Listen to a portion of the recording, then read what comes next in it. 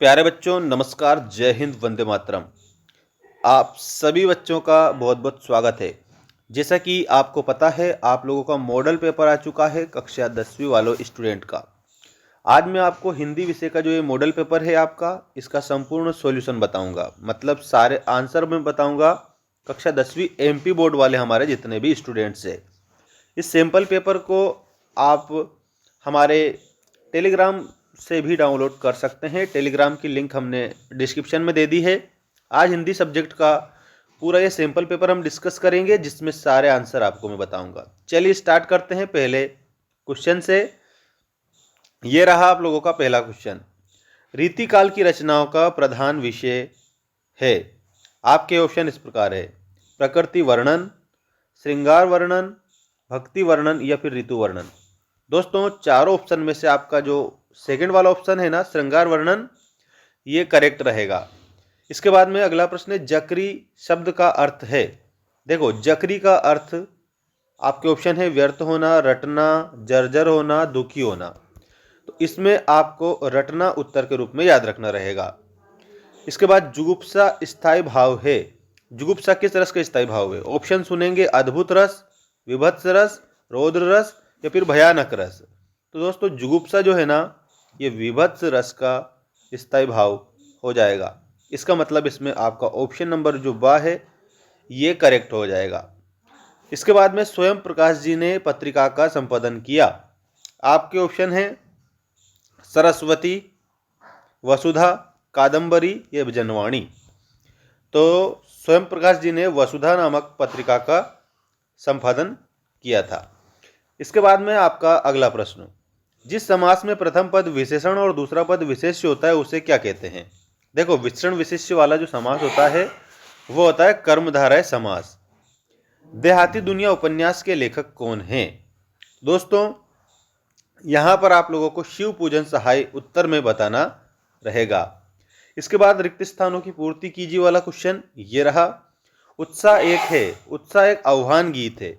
उत्साह क्या है? तो आपको आह्वान गीत बताना है। वीर, भयानक और रौद्र रस में कौन सा गुण पाया जाता है? ओज गुण पाया जाता है।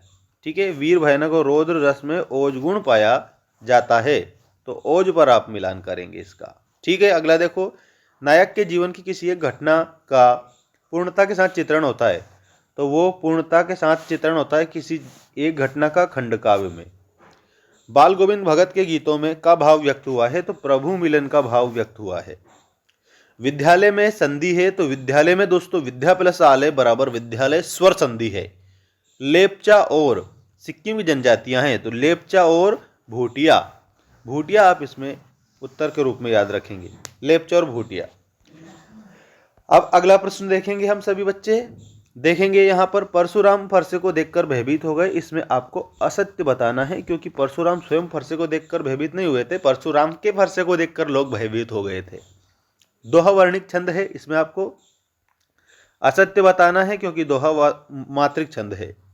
जीवनी गद्य की प्रमुख विधा है। तो इसमें भी आप लोगों को असत्य बताना है, क्योंकि जीवनी गौण विधा है। लखनऊ को नवाबों का शहर कहा गया है। ये आपको सत्य के रूप में बताना है। माँ भेंट नहीं सकती में भाववाच्य, इसमें आप लोगों को क्या बताना है? सत्य के रूप में बताना है।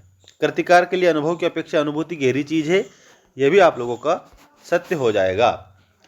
इसके बाद में ये आपकी जोड़ी आ चुकी है।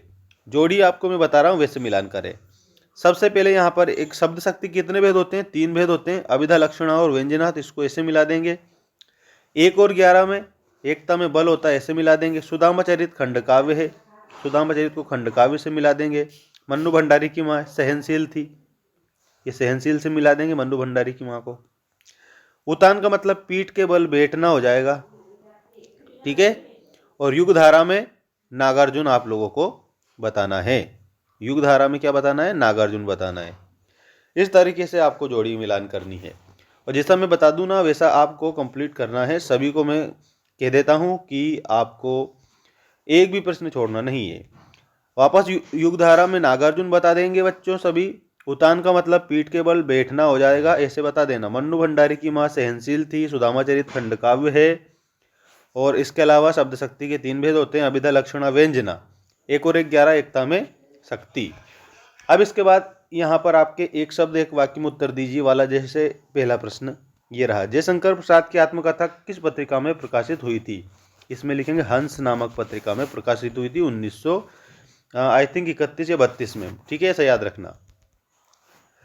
घेर घेर घोर गगन में अलंकार कौन सा है? इसमें पुनरुक्ति प्रकाश अलंकार है। ठीक है, याद रखना आप सभी।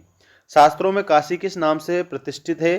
तो आनंद कानन नाम से प्रसिद्ध है, आनंद कानन। अगला है एक से अधिक अर्थ देने वाले शब्द क्या कहलाते हैं? तो अनेकार्थी शब्द उन्हें हम कहेंगे। ठीक है, अनेकार्थी शब्द कहेंगे। इसके अलावा जितेंद्र नार्गे ने खेदुम में किसका निवास स्थान बताया? देवी देवताओं का। ठीक है, देवी देवता के स्थान बताया। लेखक अज्ञा अपनी अभ्यंतर व्यवस्था को किस प्रकार पहचान पाता है? तो दोस्तों इसमें आएगा लिखकर, लिखकर पहचान पाता है।